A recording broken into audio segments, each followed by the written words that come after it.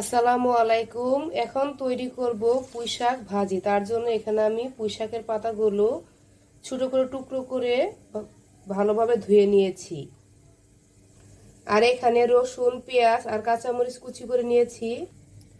ভাজিটা মজা হওয়ার জন্য এখানে আমি ছোট চিংড়ি ভালোভাবে ধুয়ে পরিষ্কার করে নিয়েছি। ভাজিটা করার জন্য চুলায় একটি কড়াই বসিয়ে শাকগুলো দিয়ে দিয়েছি সেদ্ধ হওয়ার জন্য। এখন পরিমাণ মতো লবণ দিয়ে দিলাম। আর আগে থেকে কেটে রাখা কাঁচামরিচ কুচি দিয়ে দিব, কেটে রাখা পেঁয়াজ কুচিও দিয়ে দিলাম। শাকটা কিছুক্ষণ সিদ্ধ করে নিব, ঢাকনা দিয়ে ঢেকে দিব। শাকটা আমার এক পাশ সিদ্ধ হয়ে গিয়েছে, আর আরেক পাশ ভালোভাবে একটু নেড়ে নেব।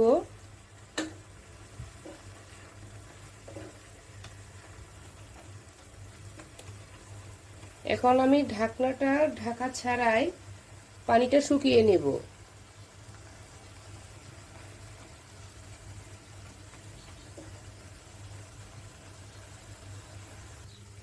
শাকের পানিটা আমার শুকিয়ে গিয়েছে। প্রথমে কিন্তু আমি শাকটা ঢাকনা দিয়ে 2 মিনিটের মতন ঢাকনা দিয়ে ঢেকে শাকটা সিদ্ধ করে নিয়েছি। পরে কিন্তু ঢাকনা খোলা রেখে পানিটা শুকিয়ে নিলাম। এখন একটি ছাঁকনিতে শাকগুলো নামিয়ে নেব।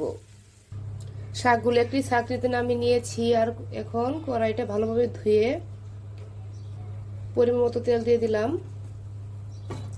আর আগে থেকে ধুয়ে রাখা চিংড়ি মাছগুলো কিছুক্ষণ ভেজে নেব। এখানে আমি লবণ, হলুদ আর মরিচের গুঁড়া সামান্য একটু দিয়ে ভালোভাবে মেখে নিয়েছিলাম। এটা তেলের সাথে কিছুক্ষণ ভাজবো।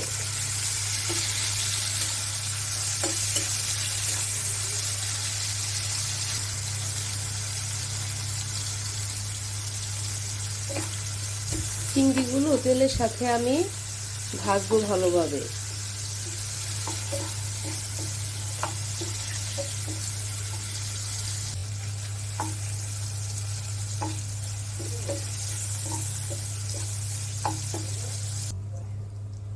চিংড়িটা একটি বাটিতে নামিয়ে নিয়েছি। এখন বাকি তেলেই 2টা শুকনো মরিচ দিয়ে দিলাম। আর আগে থেকে কেটে রাখা রসুন, পেঁয়াজ আর কাঁচামরিচ কুচিও দিয়ে দিলাম। কিছুক্ষণ ভাজবো তেলের সাথে।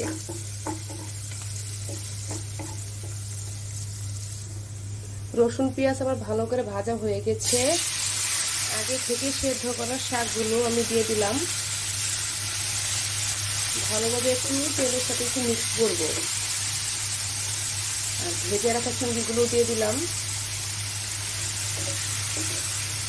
ভালোভাবে একটু মিক্স করে নেব।